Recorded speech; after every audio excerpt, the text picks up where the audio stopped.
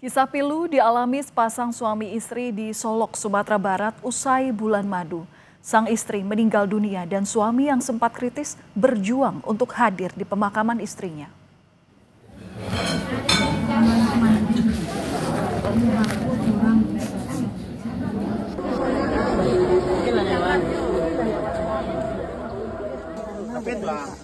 Dengan selang oksigen masih terpasang, Gilang Kurniawan bersikeras untuk hadir menghantarkan istrinya ke tempat peristirahatan terakhir di kawasan Gadut, Kota Padang.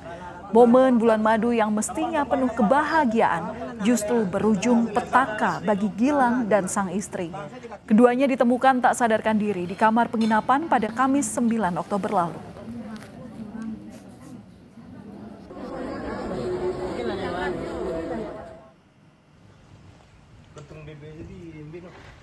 Sementara itu, keluarga Cindy Destananda membatalkan proses autopsi. Pembatalan ini dilakukan setelah sebelumnya keluarga sempat menyetujui otopsi pada jenazah Cindy. Polisi menyebut pembatalan persetujuan ini disampaikan oleh pihak keluarga saat pengurusan berkas di Polres Arosuka. Ya, kemudian kita dampingi pihak keluarga korban ini sampai ke Polres Solo, kita lengkapi administrasi untuk rencana autopsi mayat tersebut. Namun setelah sampai di Polres Solo, pihak keluarga mengurungkan niatnya, ya tidak jadi dilakukan otopsi dengan pertimbangan mungkin keluarga sendiri kita mungkin yang pihak keluarga sendiri yang lebih tahu, sehingganya otopsi mayat tidak jadi dilaksanakan. Suami korban hingga kini masih menjalani perawatan di Rumah Sakit Semen Padang, Provinsi Padang. Kondisinya mulai membaik. Sementara itu, pihak keluarga berharap agar pihak pengelola penginapan bertanggung jawab atas peristiwa ini. Kami sudah mencoba menghubungi pihak pengelola penginapan, saudara, namun belum ada tanggapan. Perawatan yang baik lah itu ya, kesehatan yang baik. Kemudian saya minta pertanggungjawaban dari penginapan itu ya, seperti apa dia, mungkin kita mesti nunggu. Saya rasa itu yang penting. Tentu pertanggungjawabannya bukan hanya ke pihak saya ya, karena kan ada dua korban. Menantu saya meninggal, anak saya dirawat seperti ini. Kita akan lihat seperti apa pertanggungjawabannya. Dan untuk membahas lebih lengkap terkait kasus kematian istri dan suami yang kritis saat berbulan madu di sebuah penginapan di Kabupaten Solok, Sumatera Barat. Kita akan berbincang dengan Kasat Reskrim Polres Solok, ada AKP Evrian Mustaqim Batiti. Selamat malam, Pak Evrian. Selamat malam, Mbak. Iya, Pak Evrian, saya mau konfirmasi soal dugaan karena keracunan gas dari pemanas air. Benar seperti ini, Pak, karena memang tidak ditemukan tanda-tanda kekerasan dari visum luar. Baik, selamat malam Mbak. Jadi terkait situasi yang sampai saat ini kami temukan bahwa benar dari hasil visum luar bahwa tidak ada tanda-tanda kekerasan. Oke, pasti proses penyelidikan hingga kini juga masih dilakukan. Apalagi pihak keluarga dari korban ini juga meminta agar pemeriksaan terhadap pihak pengelola segera dilakukan. Sampai saat ini hasil temuan di lokasi kejadian seperti apa, Pak Evrian? Jadi untuk sementara kita sudah melakukan pemeriksaan terhadap beberapa saksi. Sampai tadi malam baru kami selesai melaksanakan pemeriksaan terhadap 4 orang saksi, yaitu saksi-saksinya yang berada di lokasi TKP setelah kejadian. Iya, siapa saja itu Pak, 4 orang saksi yang diperiksa? Jadi 4 orang saksi ini yang merupakan pihak yang berada di TKP pada saat setelah kejadian dan sebelum kejadian. Jadi pemilik atau dalam hal ini karyawan yang berada di glamping resort tersebut.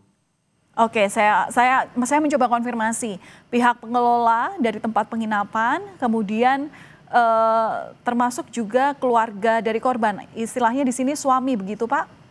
Belum. Untuk suami ataupun korban sendiri belum bisa kita minta keterangan karena sampai saat ini masih menjalani perawatan di rumah sakit.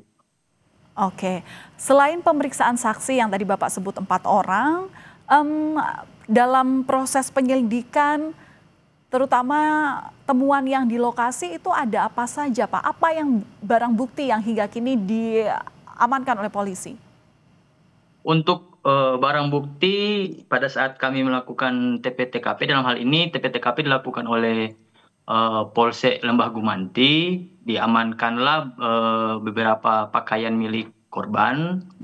Selanjutnya tas yang dibawa oleh korban yang berisi barang-barang pribadi tentunya.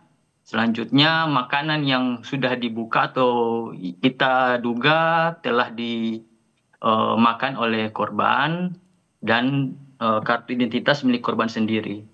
Itu saja yang kita amankan dari lokasi TKP. Temuannya seperti apa Pak? Ini kan juga supaya bisa menjadi imbauan kepada masyarakat luas, terutama juga kehati-hatian ketika juga memiliki infonya adalah karena water heater begitu, yang kemudian memang ada gasnya. Nah, apa Pak temuan yang ada di lokasi, di tempat itu begitu? Jadi kewaspadaan supaya bisa dibangun di tengah masyarakat. Kalau misalnya di lokasi, hal-hal yang pada umumnya berada di resort ya, namun untuk lokasi di kamar mandi sendiri yang menjadi dugaan oleh pihak kita kepolisian, di dugaannya itu adalah keracunan, jadi kita juga mengamankan tabung gas LPG tersebut. Oke, jadi memang dugaan sementara ini adalah masih keracunan. Sementara memang selain ada sejumlah barang pribadi yang diamankan polisi, tentu pendalaman juga dilakukan terkait juga dugaan-dugaan terkait gas water heater yang ada di kamar mandi dari tempat penginapan. Selain dari olah tempat kejadian, apa Pak yang didalami terutama terhadap 4 saksi yang ini pasti keterangannya sangat ditunggu oleh pihak keluarga? Baik, jadi dari hasil keterangan yang sementara dilaporkan kepada kami dari pihak Reskrim sendiri, bahwa benar sesuai dengan narasi yang sudah beredar. Jadi pada pukul 7 WIB pada hari Kamis tanggal 9, bahwa benar saksi mengantar sarapan, kemudian melakukan mengetok pintu, kemudian menerima jawaban dari pihak korban dari laki-laki, menyampaikan bahwa sebentar Bang. Dari situ saksi menunggu. Saksi menunggu sekitar 15 menit, selanjutnya tidak ada jawaban, saksi kembali melanjutkan kegiatannya mengantar sarapan ke kamar-kamar lainnya. Setelahnya pada pukul 7.30, saksi lainnya datang ke kamar tersebut, mengetok pintu, tidak ada jawaban, saksi curiga, saksi kemudian memanggil rekan-rekan lainnya dan pemilik administrasi untuk meminjam kunci dan dibuka paksa. Dari lokasi kamar tersebut didapatilah situasi yang dinarasikan. Selanjutnya membawa korban ke tempat tidur, melakukan tindakan pertama, penanganan pertama, memberikan oksigen kepada korban, namun karena korban tetap tidak sadarkan diri, dilarikan ke puskesmas. Pada saat dalam kondisi dilarikan ke puskesmas itu, kedua korban dari hasil keterangan yang kita dapatkan bahwa kedua korban masih dalam kondisi tidak sadarkan diri, namun belum dinyatakan meninggal dunia. Karena dari keterangan saksi dari pihak Rohayati,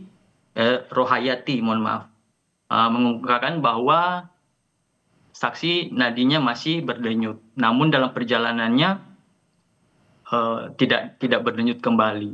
Hal yang sama juga serupa disampaikan dari visum dari pihak puskesmas, bahwa setelah dilakukan pemeriksaan luar, pasien telah meninggal dunia sebelum sampai di puskesmas. Demikian kami sampaikan.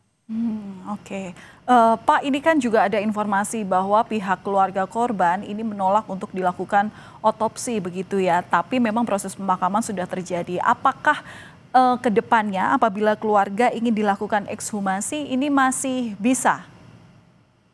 Ya, apabila ada permintaan dari pihak keluarga korban, Mbak. Apabila dari pihak keluarga korban untuk dilakukan ekshumasi, kita akan melakukan ekshumasi tersebut. Oke, dari rentetan pemeriksaan yang sudah dilakukan atau penyelidikan yang sudah dilakukan polisi, adakah dugaan kelalaian pihak pengelola tempat penginapan, Pak, terkait dengan kasus ini? Belum bisa kita asumsikan karena kita juga belum melakukan pemeriksaan terkait situasi penginapan. Oke. Jadi yang sementara kita